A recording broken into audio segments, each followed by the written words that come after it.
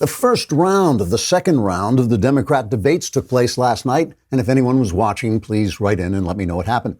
As I understand it, the debates took place in Detroit, a city laid waste by Democrat policies. The theory seemed to be if there's anyone left in Detroit who's still voting Democrat, they'd be too stupid to understand how utterly they'd be screwed by the Democrats' policies, so the candidates won't lose any votes by proposing them. Which is a good thing, since this debate included mostly second-string candidates. This includes Bernie Sanders, who's polling at 20% of people who still think communism is a great idea and that the Soviet Union will ascend to glory just as soon as Stalin is brought back to life by the ghost of Rasputin chanting the Internationale. There's also Elizabeth Warren, who's polling at 1,024th of all the people who believe she is favored by the great spirit in the sky, who himself is voting for Trump because he enjoys the laughs. Then there's Beto O'Rourke, who is polling at 0%, but feels once he finishes apologizing for his white privilege, his poll numbers will go up, though by then the election will be over. And there's Pete Buttigieg, who is polling at 0% among African Americans, though some may vote for him on the down low. Finally, of course, there's Marianne Williamson, who is polling at a whopping 85% of all people who believe her aura is silvery white with edges of gold, representing either transcendent holiness or some old fillings in her molars she hasn't had replaced yet. This charismatic and exciting group of non-entities began the debate by greeting the public, and then suddenly I woke up and found it was 1 a.m. and I was watching an old rerun of NYPD Blue, which was pretty good, incidentally, and had a gritty realism and honesty that made it essentially the opposite of a Democrat debate. Trigger warning, I'm Andrew Klavan, and this is The Andrew Klavan Show. I feel hunky-dunky, life is tickety-boo. Birds are winging, also singing hunky-dunky-doo. Ship-shaped, tipsy-topsy, the world is zippity-zing. It's a wonderful day, hurrah, hooray! It makes me want to sing. Oh, hurrah, hooray! Oh, hooray! Man, it is good to be a Democrat. You go to a debate and who shows up to ask you the tough questions? Other Democrats, namely the media. Now, Don Lemon isn't a journalist. He's not even a commentator. He's just a race-baiting talking point in a suit. But Jake Tapper and Dana Bash, biased as they are, do sometimes work in something that used to look vaguely like the profession of journalism. And to their credit, they did bring up what the Democrat candidates called conservative talking points and what the rest of us call reality. How are you going to pay for all that health care, Bernie? What do you think the border will look like once you decriminalize criminal immigration? And hey, Elizabeth Warren, if you swear not to use nuclear weapons first, won't you have to use nuclear weapons second after some of us have been departicleized by our enemies? Now, these mild injections of real life so shocked the rest of the Democrat press that they took the moderators to task. But conservative evildoer that I am, I felt there was a much bigger talking point left unspoken all night long. I felt there was one word missing from the debate, the word liberty. Adorable Looney Tune Marianne Williamson sent out a tweet yesterday, just before the debate, that said this: in 1776, our founders brought forth on this planet an extraordinary new possibility. It was the idea that people, no matter who they were, would simply have the possibility of thriving. Yeah, only not. Marianne sounds kind of like Abraham Lincoln, only without the profundity and truth. What Lincoln really said was, our fathers brought forth upon this continent a new nation conceived in liberty and dedicated to the proposition that all men are created equal. Liberty, and liberty equally for all. That's what the country is supposed to be about. That's everything it's supposed to be about. Everything in the Constitution is designed to protect our liberty, the separation of powers, the enumerated powers the federal government is not supposed to go beyond, liberty in speech, liberty in religion, and the right to bear arms that we need to protect that liberty when the government, inevitably, it seems, gets hungry for more and more power. That's the whole problem with the left and with leftism. Every free thing they offer you costs you not only money, it costs you liberty. If the government can take your money and give it to someone else, they own and control your time and labor. If they can regulate every aspect of your life, they can pass laws without your consent. If the government runs health care, they get to decide how you treat yourself and ultimately who lives and dies. If they can outlaw certain kinds of speech as hate speech or as a campaign finance violation, they decide who you are and what you think. Every insult they throw at us is meant to distract us from this one important point. Racism, Islamophobia, climate denial, every single slur they hit us with is meant to take our minds off our real concern. Because it's not racist to oppose humongous government entitlements. It's a defense of liberty. It's not phobic to question restrictive tenets of a religion. It's a defense of liberty. And it's not some kind of thought crime to question whether more government power is going to do one damn thing to help whatever troubles the climate might have. We're fighting for our liberty. Too often we on the right get all wonky and practical about our ideas. We point out that Democrat programs don't work. They don't. But even if they did, they'd take our liberty. We point out that capitalism beats socialism. It does. But more important, capitalism supports and incentivizes liberty. We point out that identity politics is bigotry in disguise. It is, and it's not much of a disguise if you ask me. But more importantly, when you reduce a person to his skin color or his gender or his sexuality, you take away his individual spirit, the spirit for which liberty was made. So good for the Democrats. They've created a media bubble in which they can hide from the L word. That means it's up to us to keep the word alive, to keep saying it loud and proud, no matter what they call us, no matter what they offer us, and no matter which of their gormless nudniks tries to become president and take our liberty away. We're going to talk more about this. We'll look at the debates. We have no choice. But first, let's talk about ExpressVPN. Here is something I actually use every single day. I'm online all day, and I don't like to think about the fact that people are out there who want to steal my information. I don't have to think about it because I use ExpressVPN. ExpressVPN runs in the background of your computer or phone, and when you use the internet, just like you normally would, you downloaded this app, you click to connect it, and you're protected. I don't go online without ExpressVPN because it basically encodes your information so no one can steal it. It costs less than $7 a month and comes with a 30-day money-back guarantee. It uses cutting-edge technology called Trusted Server to make sure there are no logs of what you do online. It's time to stop hackers, Big Brother, and internet companies from grabbing all your data. Take back your online privacy like I did with ExpressVPN. Protect your online activity today and find out how you can get 3 months free at expressvpn.com/Klavan. That's expressvpn.com/Klavan for 3 months free with a 1-year package. Visit expressvpn.com/Klavan to learn more. And I know you're thinking fish smells. Everybody knows how to spell Express, but how do you spell Klavan? There's no E's in Klavan. It's Klavan. So before we talk about the details of the debate, one thing I just have to point out. I should also point out we have the mailbag coming up later. Don't scream. Don't scream. All right, scream. It's wonderful. All your stop. I can't stand it anymore.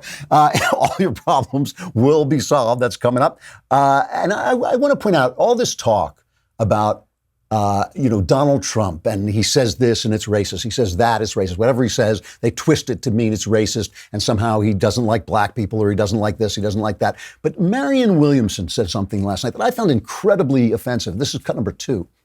We have communities, particularly communities of color and disadvantaged communities all over this country, who are suffering from environmental injustice. I assure you, I lived in Grosse Pointe. What happened in Flint would not have happened in Grosse Pointe.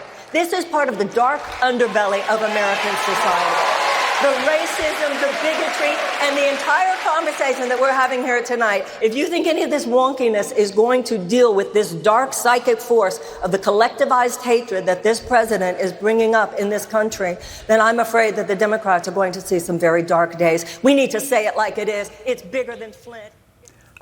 I just want to say, as someone who identifies as a dark psychic force, I was deeply offended by this. Dark psychic forces, we have feelings too, and we vote. We vote, and so don't expect the dark psychic forces to show up at the ballot box if Marianne Williamson gets the nomination, which I hope she does, because she's kind of hot and she can dance, and unlike the rest of the Democrats, she's openly insane instead of just insane in her policies. So you've offended dark psychic forces like myself, and don't think we won't take it out on you in the ballot box. The debate was basically Bernie and the great white Elizabeth Warren fending off these kind of non-entities that nobody's going to vote for, nobody's heard of, who were trying to say to them that they were being too radical. So Bernie and Elizabeth were like saying, no, we're going all the way to the left. We'll take a quick look at a clip. Here's Congressman Tim Ryan from Ohio going after Bernie on health care This was much quoted because of Bernie's response. And one of the things about these debates, by the way, I don't think there should be audiences at debates because applause doesn't mean you're right and boos don't mean you're wrong. So why do we have to have them there? I don't know, but you'll hear the way this shook out. This is Ryan versus Bernie. Can you guarantee those union members that the benefits under Medicare for All will be as good as the benefits that their representatives, their union reps, fought hard to negotiate? Well, two things. They will be better because Medicare for All is comprehensive. It covers all health care needs for senior citizens. It will finally include dental care, hearing aids, and eyeglasses. But you don't know Second of all. You don't know that, Second Bernie. of all. We'll come to you in a second, I do know, Congressman. and I wrote the damn bill.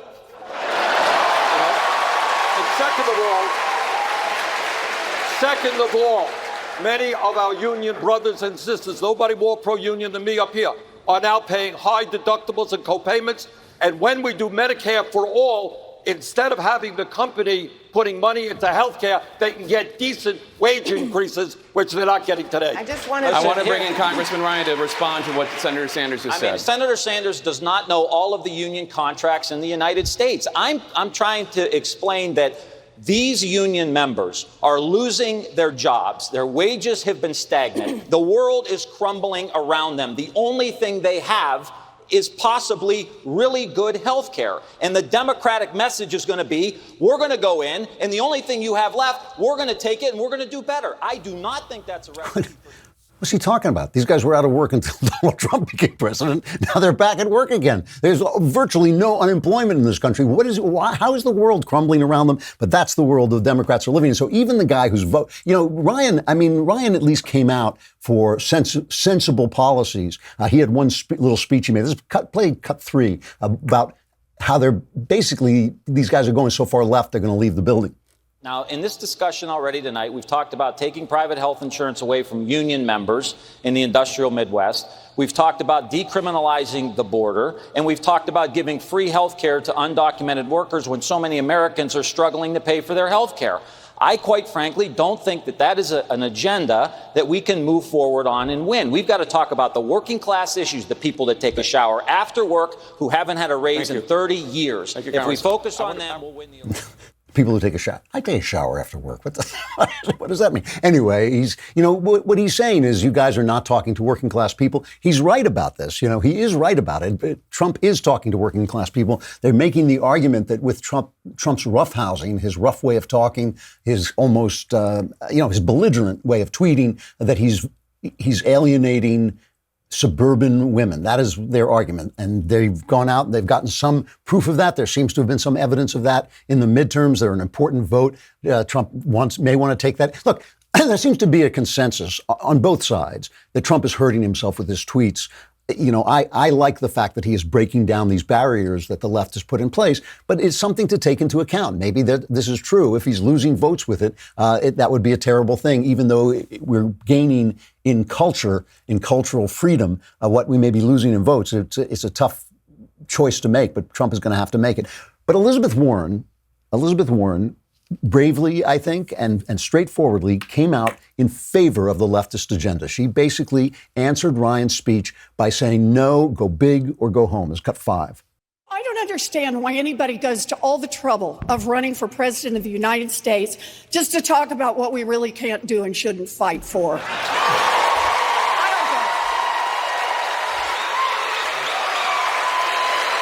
don't get it. Our biggest problem in Washington is corruption. It is giant corporations that have taken our government and that are holding it by the throat. And we need to have the courage to fight back against that. And until we're ready to do that, it's just more of the same. Well, I'm ready to get in this fight. I'm ready to win this fight. Thank you, Senator. Congressman. And there's no one there that, because it's all Democrats asking the questions, because it's Jake Tapper and Don Lemon, of all people, we'll get to him in a minute, but because it's Democrats asking the question, no one thinks to say to Elizabeth Warren, is there anything you think government shouldn't do? Is there any good thing that you think government shouldn't do? Is there anything that shouldn't be subsidized? Is there anything that you don't like that shouldn't be forbidden by government? Nobody will say that to her. So, big ideas and everybody's applauding, yay, and all these guys in a city destroyed by unions, destroyed by the Democrats. there's nobody to say, well, forget about the fact that it doesn't work. Wasn't this country supposed to be about freedom? Is there something in the Constitution that prevents you from doing this? Is there anything? Do you care what's in the Constitution? Does anybody want to talk about the Constitution or the founding principles? But they don't have that problem because they won't let Fox come in and talk to them. They won't let anybody who disagrees with them come in and talk with them. So, even though some of the moderators did bring some conservative arguments, no one will say to Elizabeth. The only person who said anything to Elizabeth Warren was afterwards, Chris Matthews, of all people, the leftist of leftists, at least asked her if her health care plan was going to raise taxes, and she wouldn't answer. You guys dodged that tonight. No, it's not a dodge. It's because about Jake Tapper kept saying, how much of your tax is going to go up? And you'd said, how much are your costs going to go down? No, different question. How much will your taxes go up? No, it's how much are your costs? I have a Because it's different how question. much. This goes on and on. And the thing is, when they say it's how much it's going to cost overall, again, there's an underlying theory here. There's an underlying thesis that all the money in the country belong to them. All the money in the country belongs to them, and they're going to save money overall. But the thing is, your money is your money. Know why? You did the work for it. You spent the time for it. Your life was put into producing that wealth. So when Elizabeth Warren says, yes, but overall, we're going to save money, that's not the point. Matthews is right practically, because if your taxes are going up, that's the money you earn being taken away from you and given to somebody else. And they don't have the right to do that. And it's not right to do it. Your money is your time. And they talk about it as if you were being greedy to want what you produced to belong to you. That's not greed. It's greed if you don't give to charity. It's greed if you don't, if you're not generous with your money. But that's not being generous. That is giving them the power to decide where your money goes. And that's why Democrat socialism is just the same as socialism. That's why when Bernie says, well, it'll be democratic this time, it won't be Stalin killing you until we get to that point. But first, it'll be democratic. When he's saying that, it doesn't mean anything. It doesn't mean anything because even if everybody votes to take your money away, it's still your money. They haven't got the right to do it. But there's no one there to raise these points. There's no one there to talk about liberty, to talk about founding values, to talk about what the country is supposed to be about, which is different from what Europe is supposed to be about, different from what any other country is supposed to be about. They imitate us. Why should we imitate them? They're dying. We're thriving. Why should we imitate them? But no one is there to ask those questions because they will not let them in. Let's do another one. This is Tim Ryan versus, wait a minute, I want to make sure I've got the right thing that we were talking about. Oh, and I want to get to Bullock versus Warren on immigration. This is the governor of Montana. What happened to Montana? They're electing this guy, Stephen Bullock. But at least he's trying to be at least a little bit limited in who they allow into the country, of how much of our border they want to take away. And so here is Bullock versus Warren on immigration. We need to expand legal immigration. We need to create a path for citizenship, not just for dreamers, but for grandmas and for people who have been working here in the farms and for students who have overstayed their visas. We need to fix the crisis at the border. And a big part of how we do that is we do not play into Donald Trump's hands. But he wants to stir up the crisis at the border because that's his overall message. If there's anything wrong in your life, thank you, Senator Warren. them. Governor Bullock, your response. But you are playing into Donald Trump's hands. The challenge isn't that it's a criminal offense to cross the border. The challenge is that Donald Trump is president and using this to rip families apart. A sane immigration system needs a sane leader. And we can do that without decriminalizing, providing health care for everyone. And it's not me saying that. That's Obama's Homeland Security Secretary that said you'll cause further problems at the border, not making it better. Look, it matters if we say our law is that we will lock people up who come here seeking refuge, who come here seeking asylum. That is not a crime. And as Americans, what we need to do is have a sane system that keeps us safe at the border, but does not criminalize the activity of a mother fleeing here. Thank you. I don't understand. I don't understand when she says we need to have more immigration. We need to free up our immigration. I don't understand why that's true and why no one says to her, why? Why do we need that? Do we need more immigrants?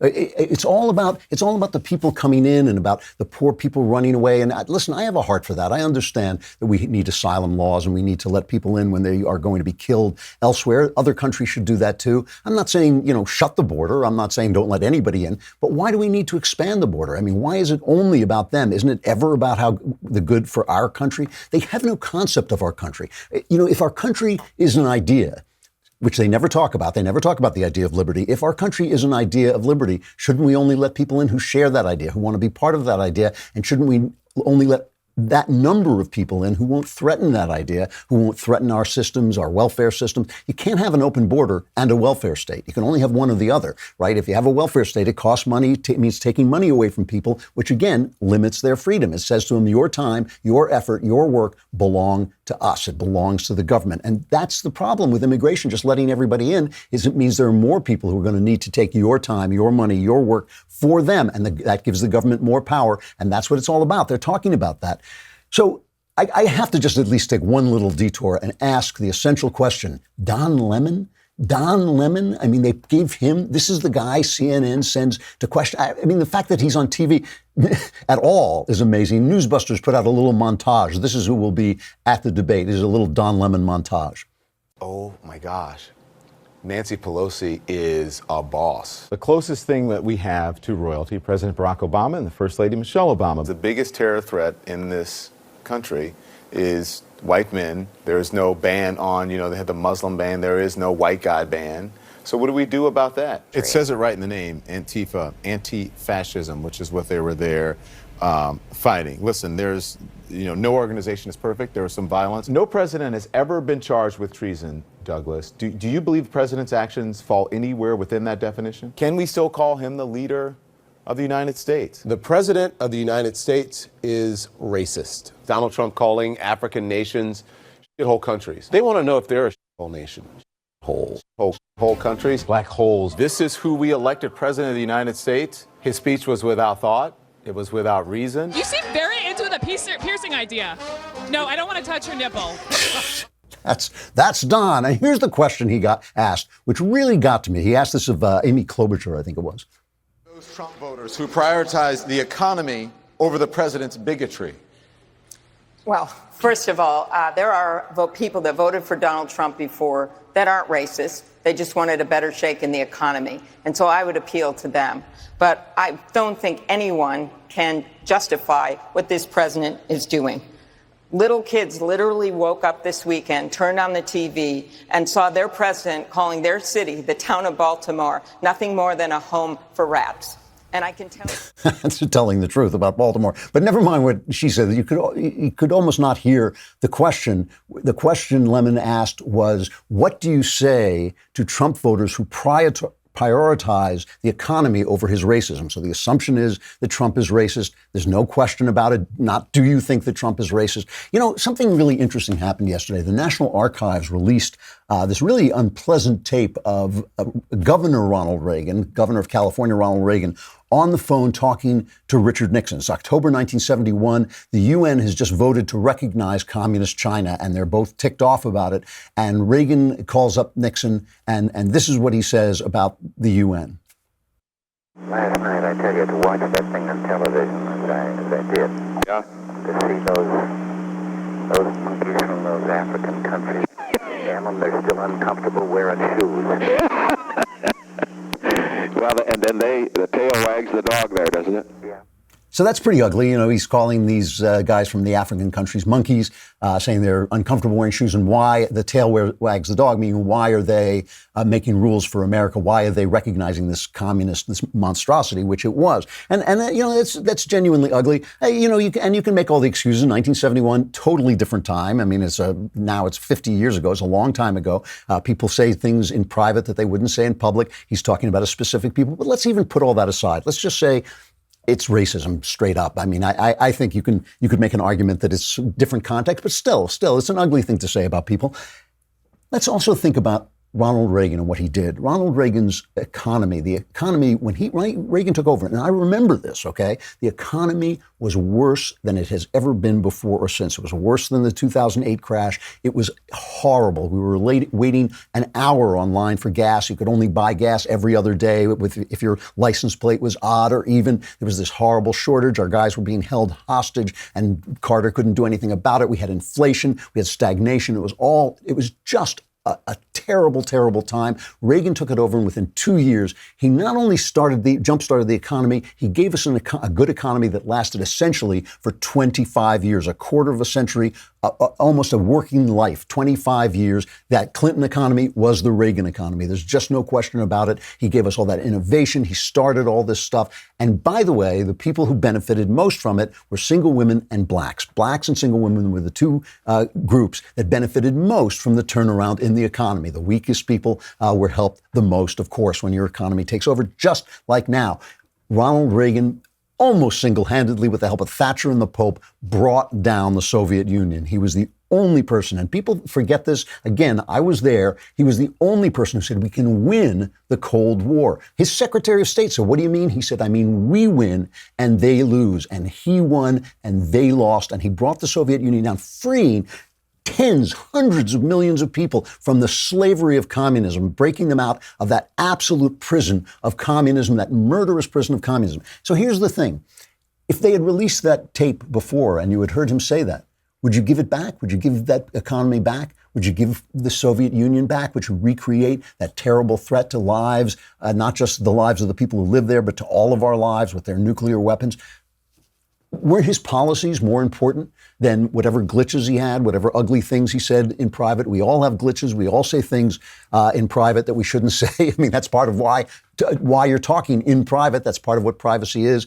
Would you take away the fact that he was a man of his time with some racism in his heart? Would you take away all his achievements, all the good he did for both this country and the world because of that tape? And that's the problem with guys like Don Lemon. I mean, if you took the word racism out of Don Lemon's vocabulary, he would just sit there and stare with those cow eyes into the camera with nothing else to say. And it is the policies that matter, and it is the principles that matter, not our flaws, not our sins, because we all got them. We can all be caught out. We can all play gotcha on one another, but it is the policies. And that's why I want to end this talking about the one guy who was talking about what matters yesterday, your president and mine, Donald Trump. Donald Trump went and gave a speech about Jamestown. Yeah.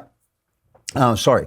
He gave a speech about Jamestown, where the first British representative government was installed, basically the beginning of the colony that would become the United States. He talked very beautifully about the evil of slavery. He said it was a barbaric trade, and he said, in honor, we remember every sacred soul who suffered the horrors of slavery and the anguish of bondage. And of course, Democrats showed up and were heckling him and all this. But he ended on this note. In our time, we must vigorously defend those cherished democratic traditions that have made our beloved republic the envy of the entire world, and it still is, as much as ever before and maybe more. Our hard-won culture of self-government must be nourished, protected, and constantly preserved. That is why we must speak out strongly against anyone who would take power away from citizens, individuals, and state governments such as yours. In America, the people will forever rule, the people will forever reign, and the people will forever be sovereign. From the first legislative assembly down to today, America has been the story of citizens who take ownership of their future and their control of their destiny. That is what self-rule is all about. Every day, Americans coming together to take action, to build, to create, to seize opportunities, to pursue the common good, and to never stop striving for greatness. Donald Trump, flawed guy, lots of flaws, belligerent. Sometimes he says things he shouldn't. The only guy yesterday who was talking about what this country is about, liberty. I hope people heard him. I hope they still care. We got the mailbag coming up. Come to dailywire.com.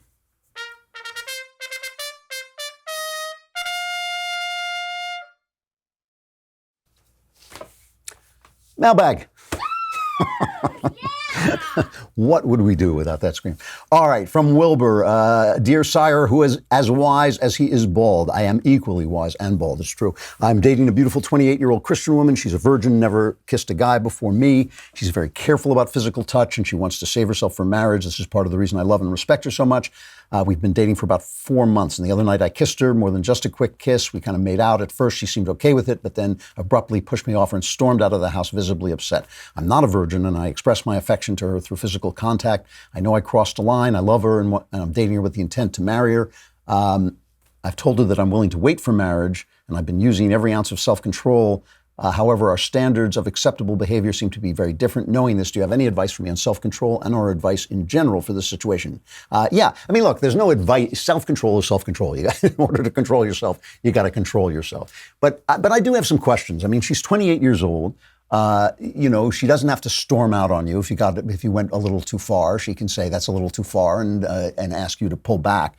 And so I think you guys need to have a conversation, because the drawback to not having premarital sex, I mean, there are a million drawbacks to having premarital sex, but the drawback to not having it is you don't want to get married and find yourself completely incompatible, to find there's some problem there that you didn't know about, to find that she's not into sex at all, or that she doesn't want to do the things that you want to do. You should know. And you guys should have a conversation. You've been dating for 4 months. You're getting to a point where you know as much about her as you're going to know before you marry her.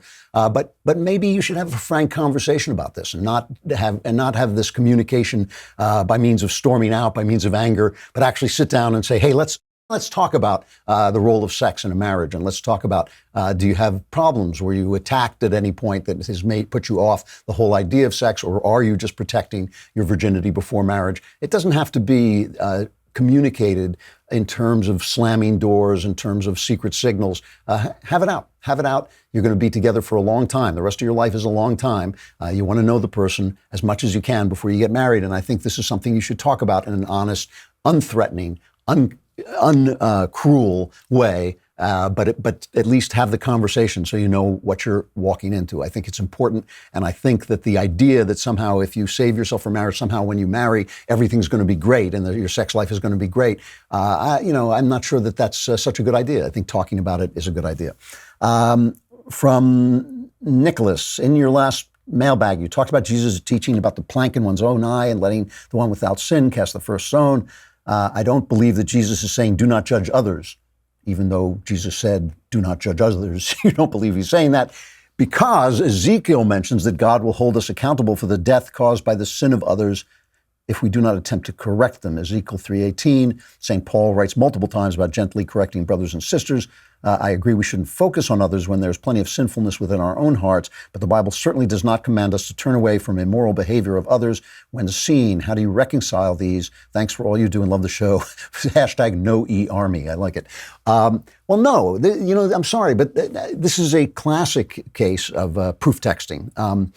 Jesus did say, don't judge others. Judge not, lest ye be judged. He didn't say judge not hypocritically, which is the interpretation people keep telling me. He didn't say that. He said judge not, lest ye be judged. Now, obviously, we got to make sense of what he's saying. He wasn't saying don't pass moral judgments. He wasn't saying don't know right from wrong. He obviously wasn't saying that. What he was saying was do not judge where another man stands or another woman stands in relationship to God. That's not your job. It is not your job to tell people that they are sinning. The Ezekiel thing you said, you say this is what I mean by proof texting, all right?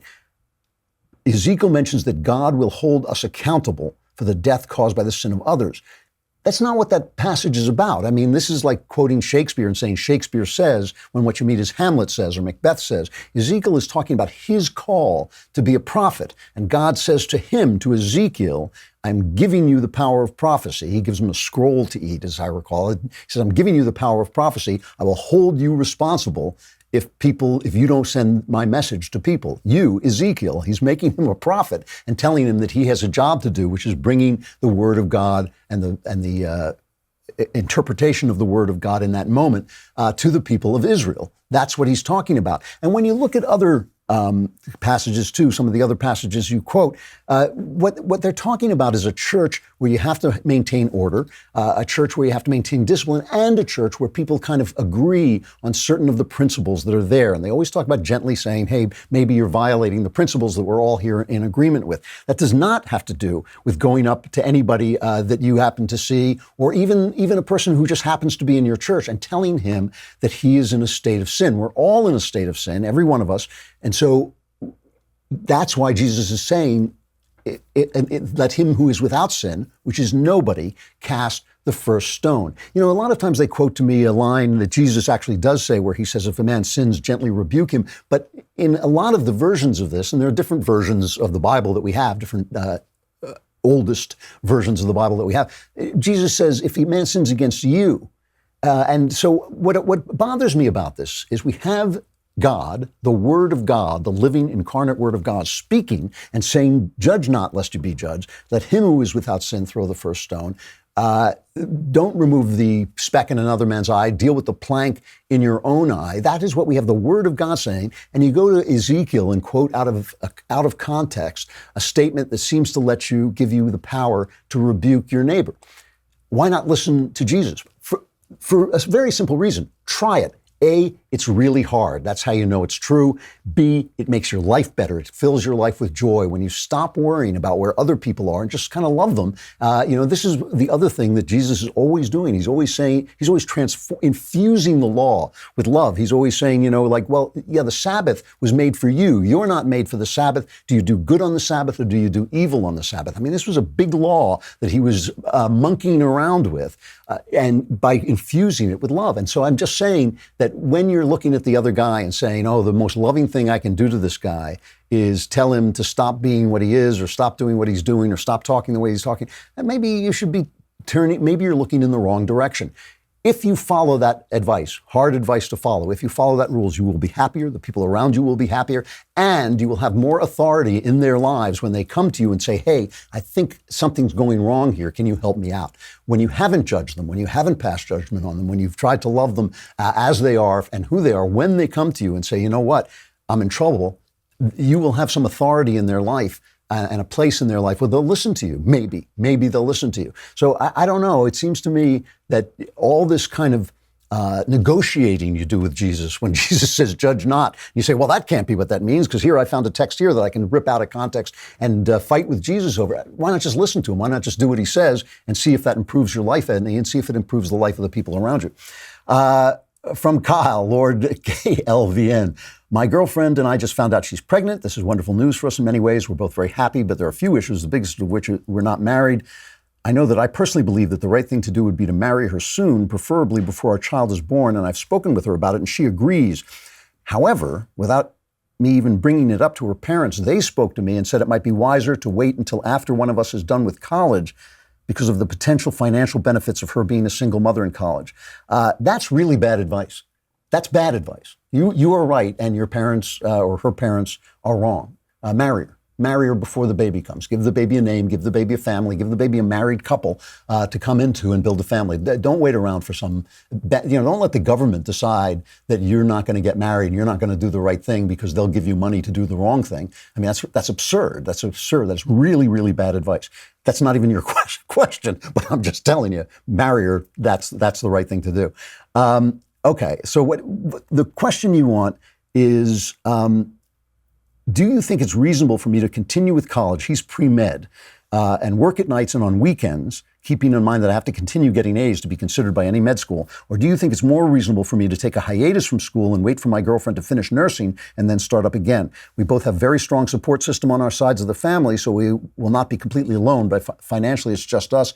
Any advice you have would be appreciated. No, I think you should stay in school, keep working, put yourself through med school, and become a doctor. If any of you should take a break, it is her to take care of the baby. You should stay the course, because once you get off that course, the baby comes, it's going to be very, very difficult for you to do it. Stay the course, do the work now, and later on your family will benefit. You're doing it for the family, for your future lives. The most important thing that the child needs right now is a mom.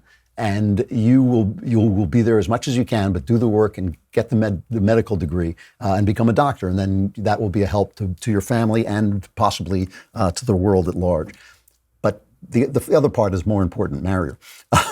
All right, Bradley, from Bradley. Dear master of the multiverse, hater of ease, my father has tried for many years to be an author. He recently wrote a book and had me read it. Objectively, I think the novel's fantastic. That's great, but he hasn't had a lot of success with publishers. How can I best encourage him or help him?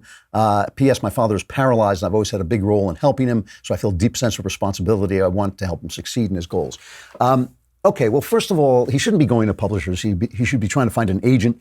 You should get a book. Writer's Market is usually the kind of industry standard, tells you how to approach agents. There's also a book called the LMP, the Literary Marketplace, which lists agents. You find out what kind of agents, the way you do this is you find out what kind of agents represent the kind of books this is. So let's say it's an international thriller. Find the guys who represent Brad Thor. If you go into Brad's book and look in his acknowledgments, maybe it'll say, I want to thank my agent so-and-so. Then Writer's Market will explain to you how you approach them. Follow that advice. They don't want a 15-page letter. They want a well-written short letter with a query. Sometimes they want pages attached. You find out. Sometimes on the website they will tell you they're not accepting unsolicited manuscripts. But that's the way you do it. An agent is still an important part of this. And I think that you should get advice. I mean, I can't give it to you all right now, but get advice from something like Writer's Market on how to approach agents and how to publish a book. I mean, don't just go into it blind. Don't just go send it to your friends. Do it the way that it's supposed to be done, and do it by industry standard and see how far you get. And, you can always go back to self-publishing later, to internet publishing and promoting it yourself. There are all kinds of ways to do that. It's another thing you can look up. There are also books and websites about that. From Tom, and it's nice of you to help him, by the way. From Tom, I enjoyed Homelanders. Each chapter captivated me with action and questioning. My burning question is, how can elites believe they will survive a socialist communist turnover? They always believe this because they don't think it's going to affect them. And in a lot of ways, they're right. The thing that socialism does is it guts the middle class because they never really tax the rich. And it creates a world in which the rich and the powerful and the rich become one set of people. See, in America, when you have freedom, I mean, right now we have a lot of crony capitalism that's ruining the system. But when you have real capitalism, a little guy can make $1 gazillion. When you have socialism, only the people who are in with the government, only the people who have cronies in the government, that's why they call it crony capitalism, can get the regulations they want, can get the lawyers they need to defeat the regulations, can bribe the politicians. That's when the system becomes corrupt. So elites love decadence. Elites love socialism in the end because it really does just divide the world into the poor who keep falling for the socialist lies and the wealthy who benefit from socialism. It is freedom and capitalism that has a tiered system where, yes, there will still be people at the bottom, but they will rise because everybody rises. And then there'll be a tiered system of people who succeed going up the line. And if you don't make it, maybe you'll create a world in which your kids can make it and things remain fluid. Right now, we don't have that system because we have too much crony capitalism, too big a government, too much leftism has crept in. And what the left always does is they say, oh, look, inequality, we need more leftism, when really it was the leftism that put the inequality there in the first place. From Ethan, I want to start off by thanking you and the rest of the Daily Wire, even to my surprise, Knowles, for releasing me from a vigilante-type anger surrounding politics. You guys have de-radicalized me and shown me the truth of what I should fight for, and for that you have my gratitude. However, I have been having a severe problem that has been plaguing me for the whole of 2019, and it concerns me greatly. I was diagnosed with depression early on in the year, and over the course of 3 months, it changed the way I behave, and after 6 months, it has changed who I am. I can't ever think straight. I only feel motivated when I'm at work. It helps distract me. Everyone I have ever known has forsaken me, and I just rot alone. I heard that in your youth you were also depressed. I need all the advice I can get because I'm afraid of just how unstable I may become. Yes, I was depressed in my youth, and my friend, I say this to you as a brother and a pal. I really do. You've got a problem, and you got to get help. You've got to get help. This is not something you can do alone. You got a problem. You got to get help. That's the first thing. All right. Even when you talk about a vigilante-type anger, because anger and depression are two sides of a single coin. When you talk about a vigilante-type anger, that's implies violence. That means you were already kind of in trouble when you were diagnosed. And I want to know what kind of diagnosis this is. I want to know who this came from. I want to know what kind of treatment they've offered you. What you need is to get a first class diagnosis. I mean, you need to go to a university hospital and find out what's wrong with you, whether you need treatment, you need counseling, you may need some drugs to get you past. I'm not a big fan of antidepressants, but sometimes they work to get you past the point where you can get the help you need from a counselor. This is not something you can do alone. There's something wrong. There's something that's troubling you. I don't know if it's emotional. I don't know if it's chemical. I don't know any of that, but you need to get help, my friend. Please do it. You don't have to live like this. You don't have to be in trouble. You don't have to rot alone. You're not alone. You're not alone. You're never alone. And so you should go and get the help you need and get out of that situation. I did. It's doable. Do it, okay? Because I can tell even from your letter that you need the help. Last one from Mark. In a recent podcast, you made the point that loosely referring to abortion as murder fails to acknowledge that women have become victims in the abortion covenant the left has woven. While I agree that the average woman is by some measure a victim in the extremity of abortion, she is also an autonomous moral agent arranging the death of another human. How do we resolve this dilemma? Listen, I think it's the wrong way to go. Murders are committed by murderers, and so when a woman goes in and has an abortion under the system that we have now, under the system where people are telling her, oh, it's her right to choose, it's not a human being, it's just a cluster of cells, she's probably not a murderer. She's probably not someone who thinks of herself or sees herself or as premeditated, as taking a life in a premeditated manner. The problem with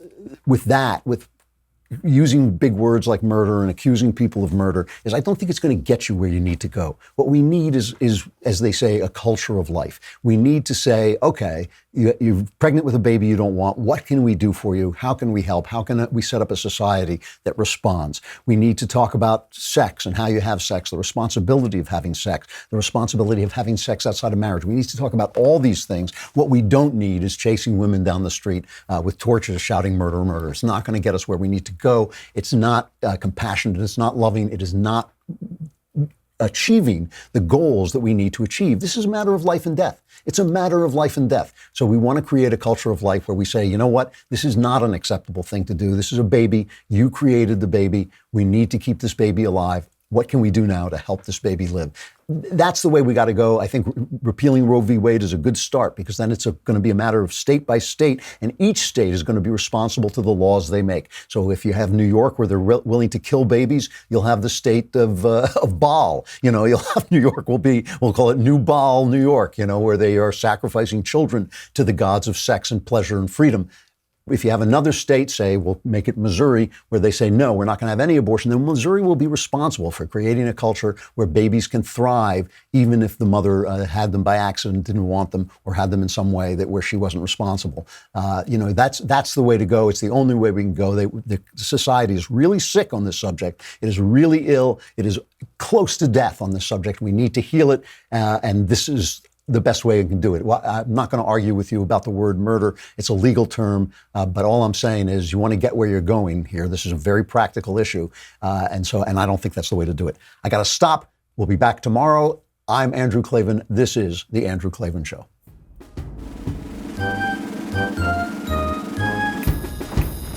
Oh, hooray, hurrah.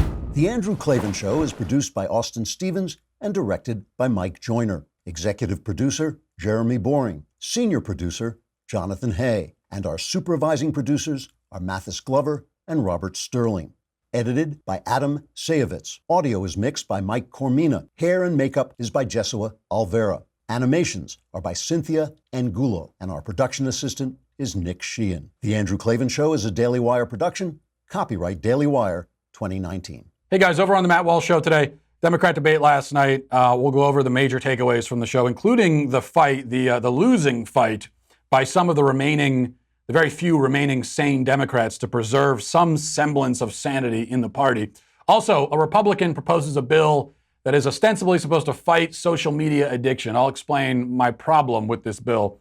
And is it time to just let leftists destroy women's sports as they obviously desire to do? We'll talk about that today also on the Matt Walsh Show.